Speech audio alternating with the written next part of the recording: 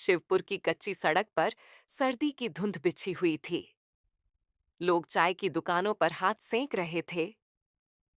उसी सड़क के किनारे एक फटा सा तिरपाल बिछाकर हरिदास अपनी रजाइयां सजा रहा था। उसके पास न दुकान थी न तख्ती, बस ईमानदारी थी जो हर रजाई से झांकती थी। हरिदास, भगवान, आज एक भी रजाई बिक जाए तो बच्चों के लिए दूध आ जाएगा। दाम ज्यादा नहीं रखूंगा, ठंड सबको लगती है। गांव की एक बूढ़ी औरत रजाई देखने रुकती है। बूढ़ी औरत, बेटा, ये रज़ाई गर्म तो है ना? हरिदास, माँ, ये बहुत महंगी नहीं है, लेकिन इसमें मिलावट नहीं है।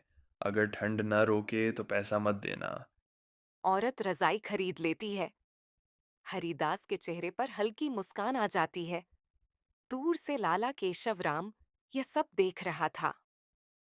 लाला केशवराम, अरे, सड़क पर बैठकर इतना सच बोलता है। अगर झूठ मिलाता तो 2 गुना कमा लेता। यही ईमानदारी इसे भूखा रखेगी।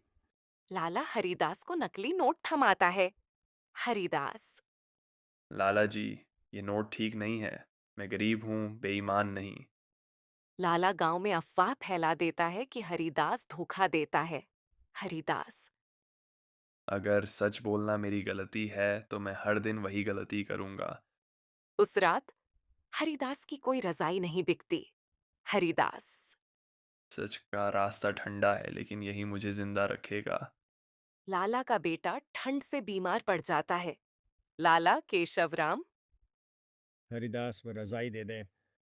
रजाई बिके या ना बिके, इंसानियत बिकनी नहीं चाहिए। गांव हरिदास के पक्ष में खड़ा होता है। हरिदास, मेरी रजाई में रुई कम ज्यादा हो सकती है, लेकिन मेरी नीयत में मिलावट नहीं। ईमानदारी दुकान नहीं मांगती, बस एक सच्चा दिल।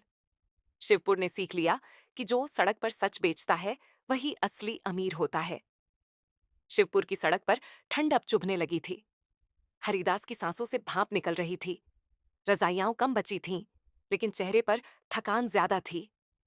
रात भूखे पेट सोने के बाद भी उसने कीमत नहीं बढ़ाई। हरिदास, अगर मैं आज दाम बढ़ा दूं तो 2 पैसे ज्यादा मिल जाएंगे, लेकिन क्या उस माँ की नींद भी खरीद लूंगा जो अपने बच्चे को ढंकने के लिए रजाई ले रही है। लाला केशवराम ने आखिरी दांव चला। उसने मिलावटी रजाइयां मंगवाईं और हरिदास के नाम से बिकवाने की कोशिश की।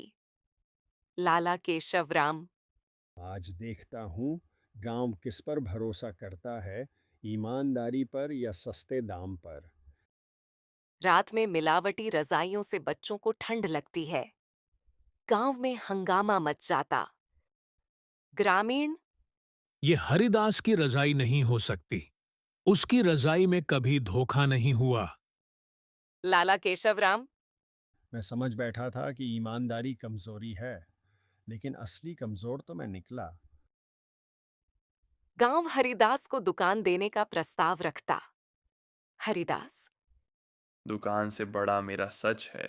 सड़क पर बैठकर भी अगर ईमानदारी बिके तो वही मेरी असली कमाई है। उस रात हरिदास की सारी रजाइयां बिक गईं। नहीं, दया से नहीं, भरोसे से। ईमानदारी कोई व्यापार नहीं जो तौल में कम ज्यादा हो जाए। हरिदास ने न दुकान खोली न बोर्ड लगाया। उसने बस सच बेचा और वही सबसे महंगा निकला। शिवपुर ने समझ लिया कि जो सड़क पर बैठकर भी ईमानदार रहे वही समाज की सबसे मजबूत नींव होता है।